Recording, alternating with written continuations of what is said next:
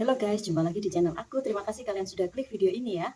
Oke, hari ini aku akan menceritakan satu kisah hantu urban legend yang berasal dari Makassar. Mungkin kalian yang berasal dari Makassar akan mengetahui ceritaku ini. Kalau kalian ada eh, mengetahui cerita ini dari versi lain, kalian bisa menambahkan di komen, oke? Kita masuk ke ceritanya. Yuk. Oke, hantu urban legend yang aku angkat hari ini adalah hantu Sumiati yang berasal dari Makassar. Asal usulnya bagaimana? Nah, asal usulnya seperti ini teman-teman. Uh, Tersebutlah seorang wanita bernama Sumiati yang berasal dari Pinrang, Sulawesi Selatan. Lalu dia ingin mencoba merubah nasib. Dia pergi ke Ujung Pandang atau yang disebut sekarang itu adalah Makassar. Kejadian ini terjadi tahun 1980.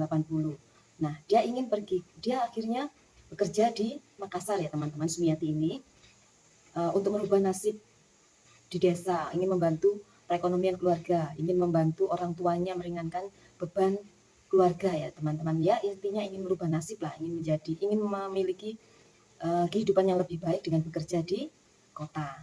Nah, jarak antara tempat kerja Sumiati ke kosnya ini 10 menit jika jalan kaki. Dan Sumiati terbiasa jalan kaki ya teman-teman. Setiap hari dia merasa lebih sehat badannya saat dia berjalan kaki dan dia merasa lebih hemat. Dia selalu melakukan komunikasi dengan kedua orang tuanya yang ada di Pinrang melalui surat dan wesel seadanya. Saat dia gajian, dia selalu mengirimkan uangnya ini kepada orang tua melalui wesel. Nah, suatu malam teman-teman, suatu hari itu kan dia lembur. Nah, malam itu sekitar pukul 10 atau 12 malam, jalanan itu sepi dan Sumiati berjalan pulang dari tempat kerjanya menuju kosnya. Dan dia itu baru sadar kalau waduh sudah malam ya ternyata. Biasanya kan dia pulang pukul 4 sore. Nah, ini pulang pukul 10 malam. Sepi sekali jalanan yang dilewati ini, teman-teman. Dan tiba-tiba ada satu sopir angkutan umum lah, mendekati dia dengan bemonya itulah, angkutan umumnya dikendarainya itu. Mendekati Sumiati dan menawarkan angkotnya ini, ayo mbak ikut angkotku gitu. Dan dengan sopan Sumiati menjawab, tidak terima kasih, saya biasa jalan kaki kok. Lalu sopir angkot ini terus membujuk Sumiati untuk masuk ke dalam mobil angkotnya ini teman-teman. Dan Sumiati pun secara halus menolak, maaf saya jalan kaki, terima kasih. Ternyata di dalam angkotnya itu, sopir angkot ini tidak hanya sendiri, tapi bersama dua temannya. Jadi di dalam angkot ini ada 3 orang ya teman-teman. Ada sopir angkot sendiri, tukang becak, dan tukang ojek. Sopir angkotnya ini memakai baju berwarna merah. Dan ternyata sopir angkut ini mengikuti Sumiati dari belakang. Mengikuti dan akhirnya mengambil masuk tubuh Sumiati ini dengan paksa teman-teman.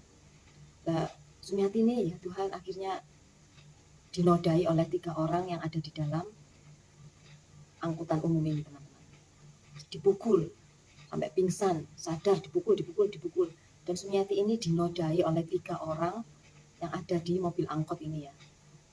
Dan mereka itu tidak sadar setelah memukul berulang kali, Sumiati ini tewas. Akhirnya mereka bingung dong, bagaimana ini meninggal, perempuan ini loh meninggal setelah mereka melakukan hal yang tidak senonoh dan mengetahui Sumiati ini sudah meninggal. Mereka bingung dan mereka bermusyawarah bagaimana ini, kita menguburkannya di mana. Dan akhirnya sepakat mereka menguburkan Sumiati ini di tengah hutan. Mereka menguburkan Sumiati di tengah hutan dan meninggalkan begitu saja teman-teman. Mereka tidak lapor polisi, mereka tidak menyerahkan diri ke polisi gitu loh teman-teman. Dan setelah mayat Sumiati ini dikubur di hutan, setiap malam rohnya Sumiati ini selalu menangis dengan keras, menangis terus. Akhirnya raja setan yang ada di hutan ini kayak berisik gitu ya, berbeken gitu. Penghuni hutan itu juga berbeken, yang setan-setan yang ada di situ. Lalu akhirnya raja setan ini bertanya, apa maumu, gitu. Lalu Sumiati menjawab, aku ingin membalas dendam kepada 3 orang yang sudah menodai aku dan yang sudah membunuh aku. Aku tidak terima diperlakukan seperti ini. Oke, aku akan membantumu, memberimu kekuatan sehingga kamu bisa membalas dendam kepada 3 orang ini. Tapi ada syaratnya. Kamu mau dengan syarat yang akan kuberikan? Tanpa berpikir panjang, roh Sumiati ini ya aja. Dan syaratnya adalah dia harus menyerahkan tubuh dan jiwanya ini kepada raja setan. Akhirnya setahun berlalu, 2 tahun berlalu, dan Sumiati mendapatkan kekuatan yang dari raja setan ini. Setelah menguasai ilmu dari Raja Setan, Sumiati ini mencari ketiga orang yang sudah membuatnya terbunuh ini teman-teman. Dengan cara apa? Dia kembali ke jalan di mana dia dinodai dan dibunuh, dan mencari di situ setiap orang yang ditemuinya dibantai teman-teman, dibunuh, dia diganggu, dibunuh, pokoknya terjadi apa ya, pokoknya Sumiati itu membalas dendam tapi tidak salah sasaran gitu, bukan pelaku yang sebenarnya, belum menemukan teman-teman. Akhirnya setelah 2 tahun 3 tahun dia menemukan itu pelakunya, itu lagi kumpul-kumpul di suatu tempat ya, mereka masih bertiga teman-teman, mereka masih bertiga. Oh ya, tadi yang dia membalas dendam di jalan tersebut itu setiap orang yang berbaju merah laki-laki itu selalu dibunuh ya teman-teman, meninggal gitu. Jadi di tempat itu tuh banyak terjadi pembunuhan, banyak terjadi tiba-tiba ada mayat, ada orang yang meninggal gitu teman-teman, tanpa tahu penyebabnya. Akhirnya Sumiati ini menemukan 3 orang ini yang sudah lama dicarinya ini teman-teman, dan dia waktu itu menggoda 3 orang ini. Halo bang, halo, selamat malam, mau kutemani?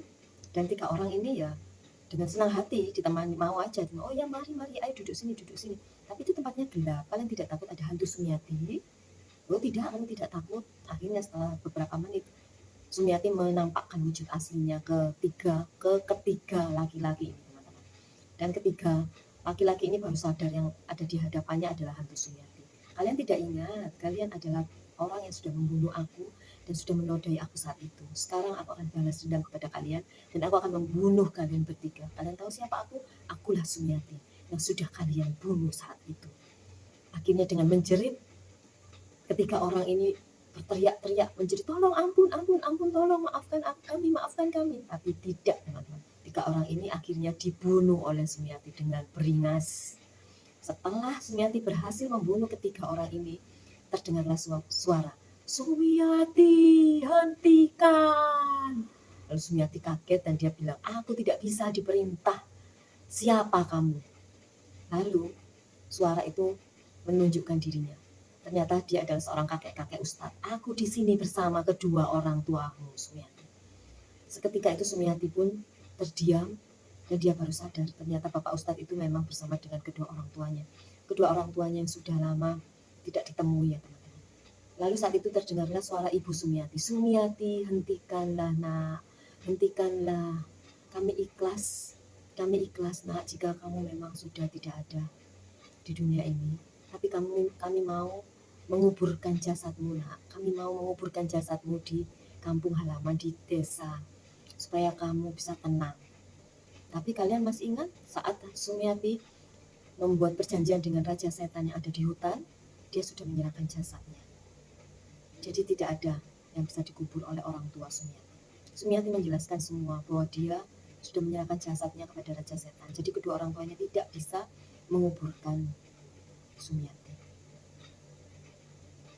Dengan sedih orang tua Sumiati mendengarkan cerita Sumiati, dan akhirnya orang tua Sumiati pun bisa menerima.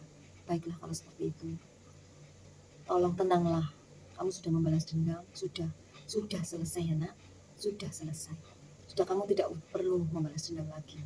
Kami akan selalu mendoakanmu supaya kamu tenang di sana. Oke, sejak saat itu hantu Sumiati tidak bergentayangan lagi di jalan itu ya teman-teman, di jalan tempat di mana dia dinodai dan dibunuh oleh ketiga orang itu, yaitu sopir angkot, tukang ojek dan tukang becak. Seketika itu sudah tidak ada lagi orang-orang yang diganggu di jalan tersebut, apalagi dibunuh, sudah tidak ada. Sumiati sudah menghentikan semua balas dendamnya. Oke, itu adalah ceritaku hari ini, asal usul hantu Sumiati yang berasal dari Makassar. Oke, jika kalian suka dengan ceritaku, kalian bisa like, comment, subscribe. Jika kalian ada ide saran, kalian bisa tambahkan di komen. Terima kasih kalian sudah mau menonton videoku dari awal sampai akhir. Mohon maaf jika ada yang kurang berkenan. Jangan lupa klik tombol loncengnya ya teman-teman, sehingga kalian akan tahu jika aku upload video baru. Oke, terima kasih. Sampai jumpa di next video. Bye. Love you all.